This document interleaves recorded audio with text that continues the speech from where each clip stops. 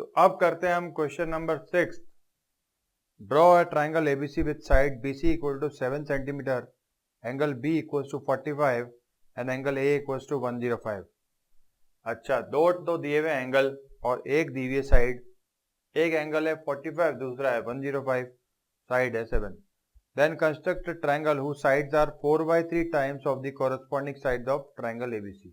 तो पहले जो गिवन ट्राइंगल है उसका डायग्राम बना लेते हैं, ठीक है।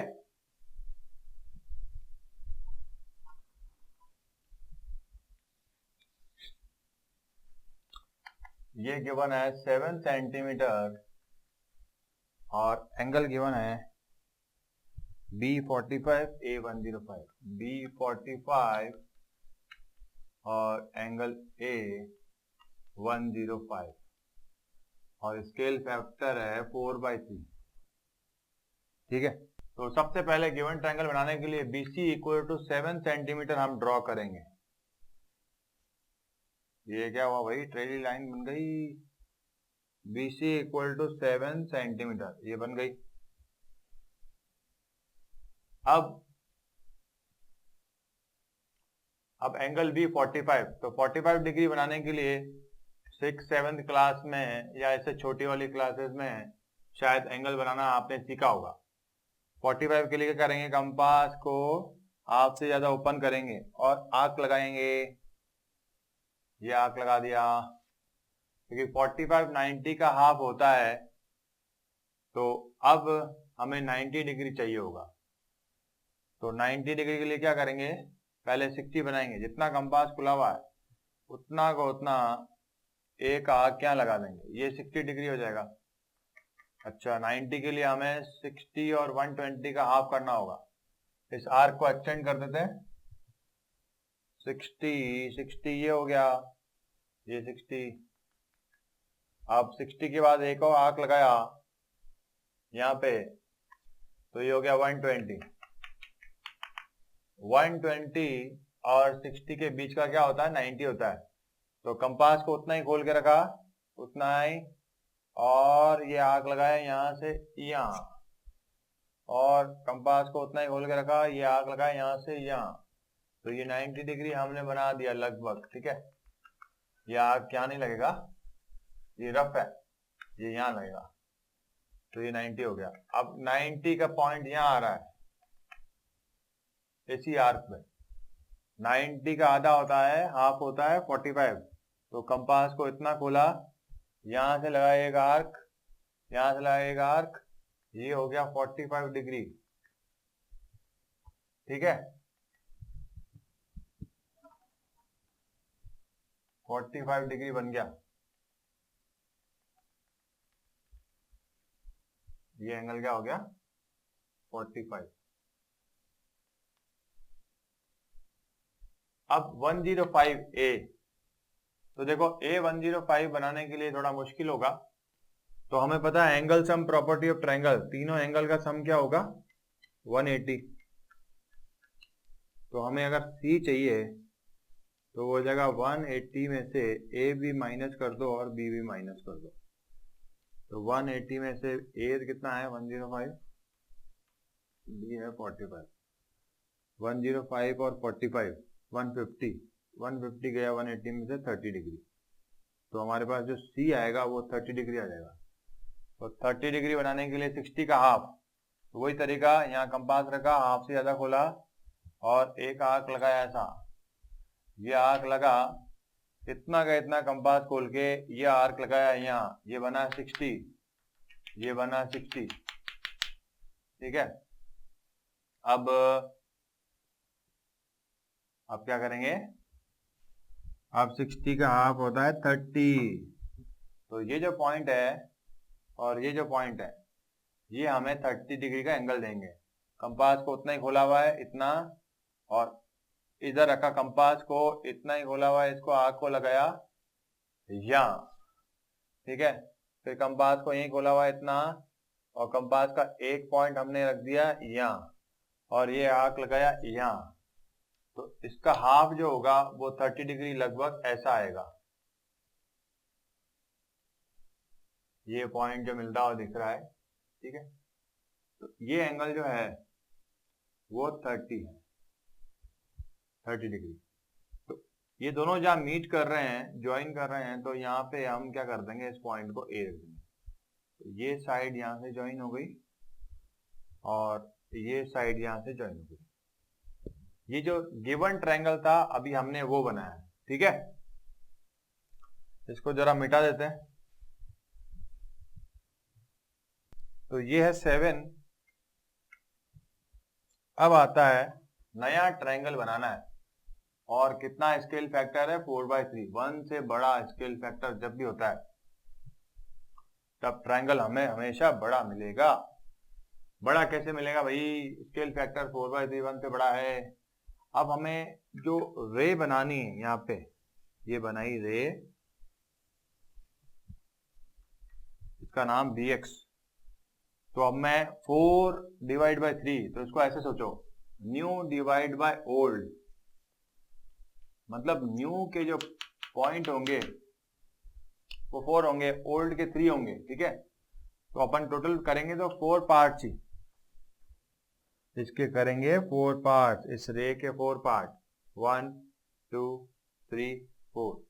ये हो गया B4, ये B3, ये B2 और ये B1।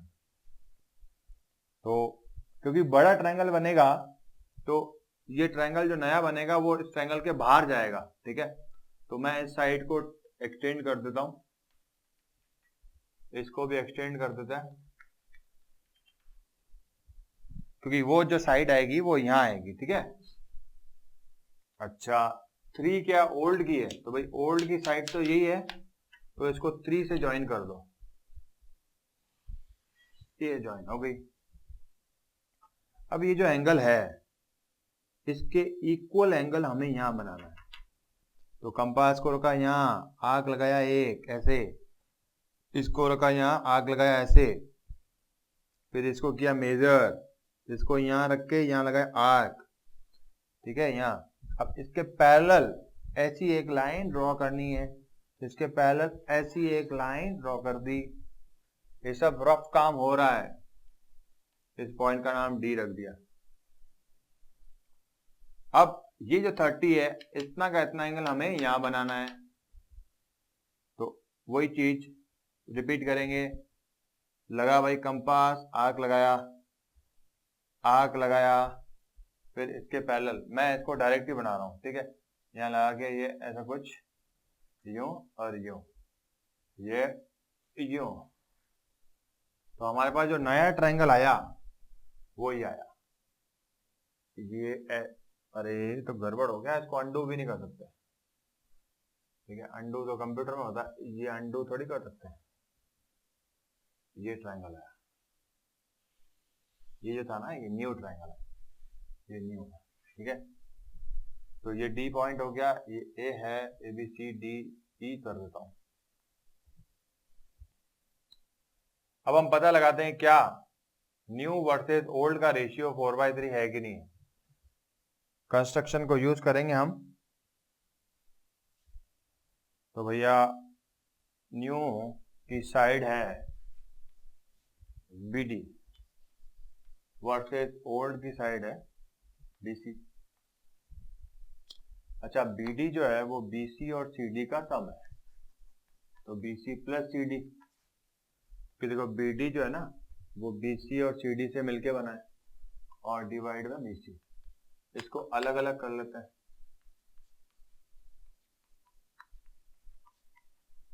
इसको कैंसिल करके 1 लिख देता है। अब हमें इसकी वैल्यू चाहिए ताकि हमें इसकी वैल्यू पता लगे, CD और BC।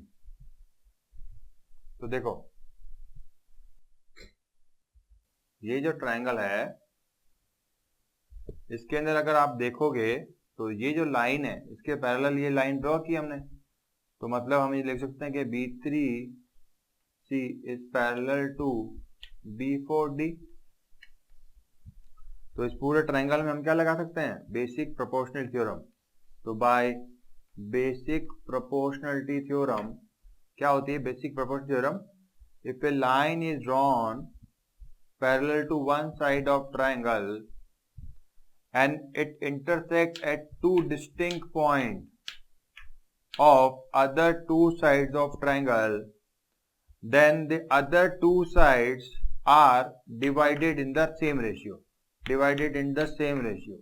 Divided in the same ratio. ठीक है, ये ध्यान रखना. क्या करेंगे, अब BC अपॉन CD जो है वो इक्वल होगा BB3 divide by B3 B4. B3 क्या है, 3 है. B3 B4 क्या है, 1 है.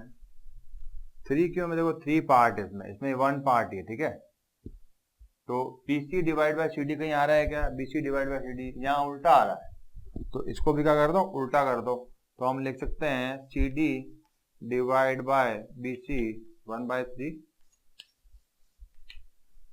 ये वैल्यू हम यहाँ रख देते हैं, तो ये हो गया 1 + 1/3. ये हो जाएगा 1 + 3 1 4/3. तो हमारे पास BD डिवाइड बाय BC आ गया, या हम कहते हैं न्यू वर्सेस ओल्ड आ गया. ठीक सा. तो ये प्रूव हो गया बाय कंस्ट्रक्शन से कि जो नया ट्राइंगल है वो पुराने ट्राइंगल का 4/3 टाइम्स है, या हम ये कहते हैं कि जो नए ट्राइंगल की साइड्स हैं वो 4/3 times of the old triangle, ये हम कह सकते हैं. अच्छा, इसके जो स्टेप्स ऑफ कंस्ट्रक्शन है वो लिखना बहुत जरूरी है. अगर वो नहीं लिखोगे तो आपको मार्क्स नहीं मिलेंगे, इसलिए वो लिखें. मैंने मेरा काम कर दिया, अब आपका काम शुरू. आपको करना है लाइक, कमेंट, सब्सक्राइब, डिसलाइक, जो भी आपकी मर्जी है वो करो. ठीक है, डिसलाइक भी करोगे तो कोई दिक्कत नहीं है, डिसलाइक तो हुआ मैं. जितनी बार डिसलाइक करोगे बढ़िया है. बेस्ट ऑफ लक आपकी एग्जाम्स के लिए.